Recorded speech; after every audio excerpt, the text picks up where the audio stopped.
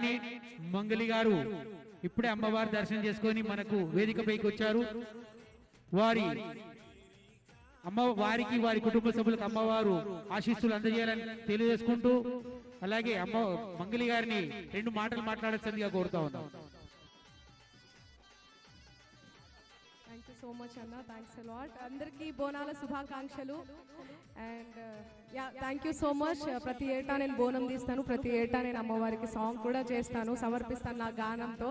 So అమ్మవారికి ఇక్కడికి వచ్చిన తర్వాత కంపల్సరీ నేను పాట పాడతాను. సో మీ అందరి కోసం మీరు చూసే ఉంటారు, వినే ఉంటారు, రావమ్మ రేణుకెళ్ళమ్మ అనే సాంగ్. చాలా అద్భుతమైన సాంగ్ అది. పంబాల రామస్వామి గారి తో తీసుకొని చేసినటువంటి సాంగ్. కమల్ ఇష్లావత్ అన్న లిరిక్స్ రాసిండు. సో మీ అందరి కోసం రావమ్మ రేణుకెళ్ళమ్మ నిన్ను రాజవారలు గొలుతురమ్మ, పాలించరావే ఎల్లమ్మ నీ పాదాగ్రమే దంటిదమ్మ. రావమ్మ వేవేగ పక్షపాతములు లేక నిశ్చయమై జనులు నిన్ను గొలుతురమ్మ, పాలించరావే ఎల్లమ్మ నీ పాదాగ్రమే దంటిదమ్మ. ఎన్ని మాయల దానివమ్మ నిన్ను ఏమని వర్ణింతుకోమ్మ, రావమ్మ రేణుకెళ్ళమ్మ నిన్ను రాజవారలు గొలుతురమ్మ, పాలించరావే ఎల్లమ్మ.